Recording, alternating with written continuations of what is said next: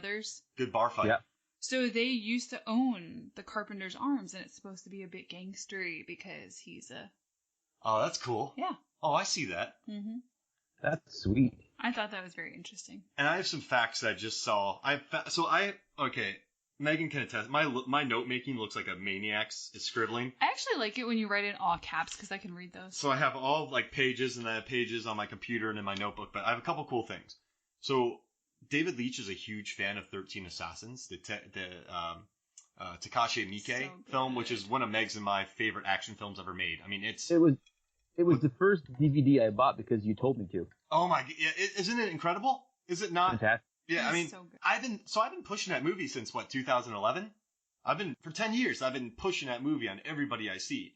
And so at the end, they actually made a like kill box, including your cousin who thought we were talking about 13th Warrior. Oh yeah, I made my cousin watch it, and he thought we were gonna watch 13th Warrior. I push this movie on everybody. I buy this movie for people. All right, so 13 Assassins. David Leitch built scenes where there's like a kill box, and he's like 13 Assassins. Mm. So one of the greatest stunt coordinators, stuntmen, has been working in the industry forever. Copies 13 Assassins.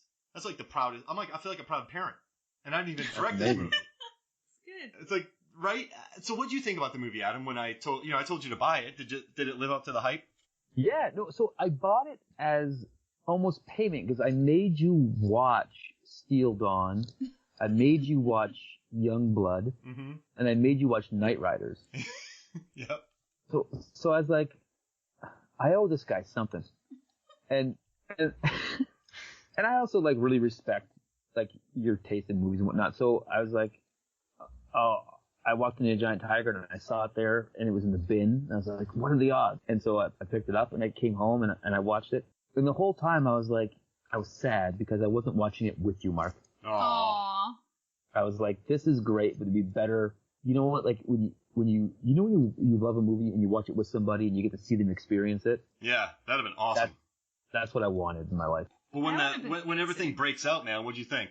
Oh, it's amazing. Oh, it makes me so happy. It's everything I've ever wanted in a movie. Like, it's the perfect combination and of like action and gore and style. Like, it's just perfect. Are you gonna do a 13 Assassins final fight? Well, I would just do a whole ep. That movie was beautiful. Yeah. No, like, okay, another interesting thing that I learned was that kiss between Hattie and Hobbs wasn't supposed to happen. They discussed it. They're like, should it happen? Should it not happen? But they're just talking about it. And Vanessa Kirby just like is instinctual. She's a great like British actress. So she just went for the kiss.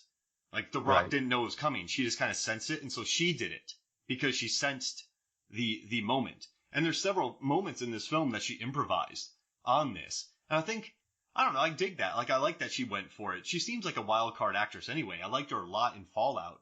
She kind of goes between kind of... A little wild. Yeah, there it is. A little wild and like really cool. But that kiss she popped it on Hobbs and he didn't see it coming.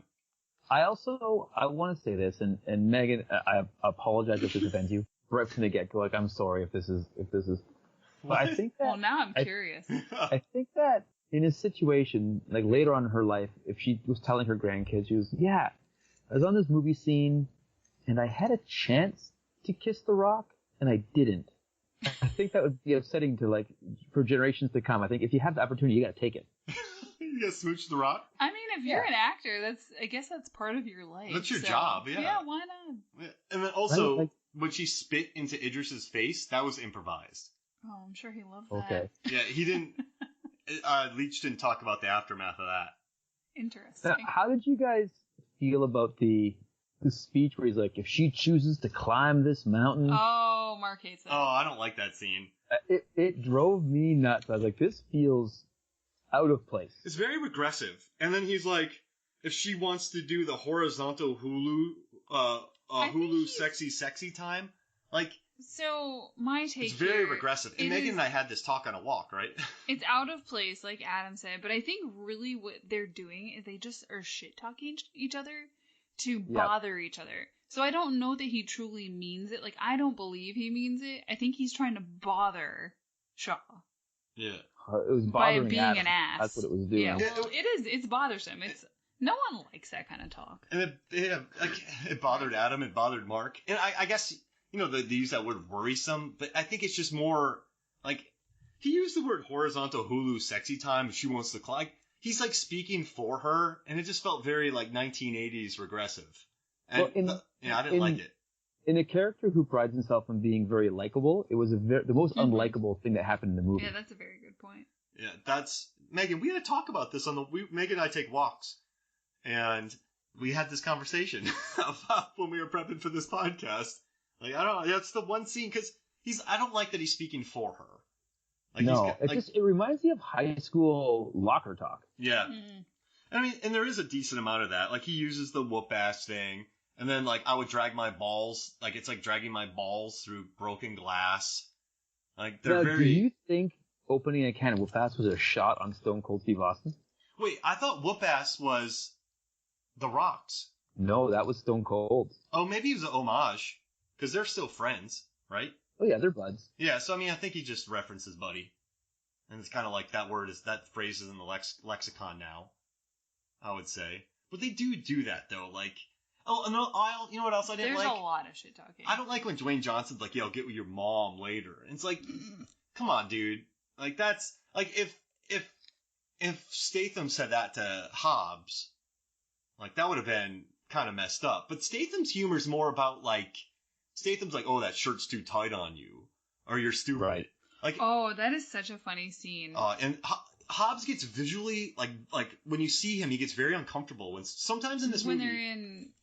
what's her name? Yeah, Madam M's. Madam M's mansion, and they both have on the tactical gear, and his vest is just too tight, and he pulls off a really good facial expression. I mean, The Rock is visibly uncomfortable that his vest is too tight, and it's kind of endearing. Yeah, he looks kind of sad when so I noticed in this movie, Hobbs wants to be Shaw's friend more than Shaw wants to be Hobbs' friend. Shaw's always trying to get rid of him, and Hobbs is always kind of hurt by it. So I kind of like that angle in Hobbs' character. Hobbs, I guess, reluctantly rolls with a crew, typically. Yeah. He's either got his police force friends, or he's got the fast crew. Shaw's been on his own for a long time. Mm-hmm. So he doesn't want to do it. Like, he keeps trying to lose Johnson, and Johnson looks really sad by it.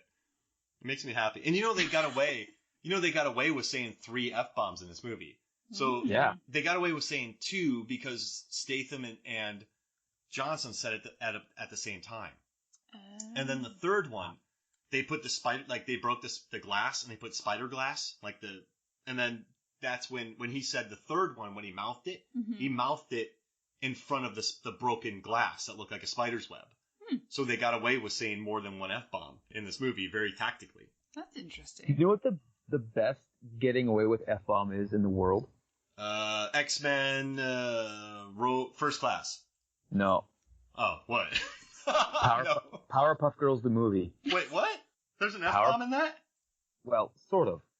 So they go to their first day of kindergarten, and then this, like, monster attacks. And so they destroy the town fighting them, and they destroy the school. So then they go back to their kindergarten class, and it's all, like, dilapidated. And everybody's angry at them. They're like, you Powerpuff Girls, and they're all upset. And the teacher tries to maintain some order, and they say, okay, girls, can you recite the alphabet? And all 3 Powerpuff Girls go A, B, C, D, E, and the roof collapses in, and they go F. It's adorable. That's cute. Yeah, that's a good stealth F-bomb right there. That's a legit, that's like a real F-bomb. Yeah, they did it, and I was like, that's amazing. Now, a couple more questions before we get out of here. How uncomfortable did Dwayne Johnson look in that stealth parachuting outfit? I feel like they looked uncomfortable. Both of them looked uncomfortable all the time in their outfits. Really? Yeah. Even the turtlenecks? Except for the opening scene. I don't see either of these guys being comfortable. Wow, that's interesting. You need to do a video essay on that. Okay. So there's a lot of there's a lot of easy no's and yeses tonight. No. Yeah, I don't agree. All right, and then let's see. Actually, that was it. That's all I really wanted to know. If they looked really uncomfortable. Any other final thoughts about this movie, Meg? Or Adam? Adam. I just said I think that in a franchise where the stakes are constantly being upped and the rules are being rewritten all the time that I can't wait for Hobbs and Shaw 2 or Hobbs and Shaw or Two Hobbs, Two Furious, whatever we're going to call it. Dad Shaw. Dad Shaw. That's the prequel. I'm not gonna lie to you. I'm working on a poster right now. And so before you meet your slumber tonight, there will be a Dad Shaw poster in your inbox. Yes. Oh, I can't. Can we now? If I sent you an extra money, could we get a Knoxville one too? So you want like a Johnny Knoxville poster as well? Well, like in the final fight, Knoxville comes. Like, could you even make that work? Is there a way to even do that? I can make a still image of Knoxville in that final fight, but the Dad Shaw poster is a prequel movie. Oh, I love it. Of a young Helen in the 70s with Hogan and Eastwood after her. Oh my gosh, that's amazing. Fantastic. All right, I love it. I can't wait to see this. Megan, final thoughts? I think we didn't have a chance to give enough credit to. There's so many funny lines. You know. What's the turkey line he says? Ooh, what's the turkey line? I don't know. I don't remember. He says it in the car. Hold on. What lines do you like, Meg, while he's hunting them down? Who are you, bad guy? Yeah, bad guy. If you can't break out of a shitty prison, you must be slipping. Says that to the mom. When they're going into one of the fights, not going in there. I dreamt they killed you. I'm pretty disappointed. So it's when Brixton is chasing him on the motorbike, and Luke Hobbs says, they're in the middle of car, and he says, "Do you mind telling me just what in the fresh turkey hell we're dealing with here?" Oh, I'm just glad he doesn't talk about beating somebody like a Cherokee drum. Oh. Yeah, and then Deckard Shaw replies, "It's a long story." Yeah. I don't remember that. That's funny. Yeah, no, I dig this film. It's a lot of fun. Wait, I had one last funny line. Sorry, Mixter. The best one of them all. Yeah. Genocide, schmenocide. Oh, that's the best. And I have that in large notes somewhere around here. Where do I have that? Oh, there it is, right there. All caps, on top, so I didn't miss it. And I still missed it. I have so many notes. I also want to say, but my final thought is that it's the best use of the tied up hostage trope of like buying time. Oh yeah, the 5 instead of 3. Yeah. And I'm gonna pummel that guy in the face. Oh yeah, and again some really funny lines in that scene. Well, yeah. He felt yells very at him. True Lies to me. He yells at him, "Why did you say that?" Because they get electrocuted. Like, felt good in the moment. Probably shouldn't have done it. Yeah. Yeah, and then what? Jason Statham was waiting for him to wake up, and he's like, "You got full 8 hours there, sweetheart." That was the longest 45 minutes actually too when they set that, and they set that timer in the most obvious. No, I'm complaining, but this was fun, guys. Thank you for joining me. Well, thanks for having me.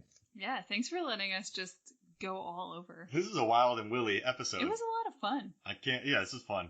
That's what happens when you bring Adam on. Ooh, we talk about Peter Rabbit and have fun. Oh yeah. Oh my gosh, Mark was doing a podcast the other night, and guess what was on the TV? Peter Rabbit. Peter Rabbit, and I watched it, and I thought of you guys. How many ribs were broken? All of them. I missed out. All right, cool. All right, well, this was fun. Thank you, guys. No problem, Mark. So for me, Mark Hoffmeyer, and for Mo and Hodge, this is Movies, Films, and Flicks. We'll see you next week.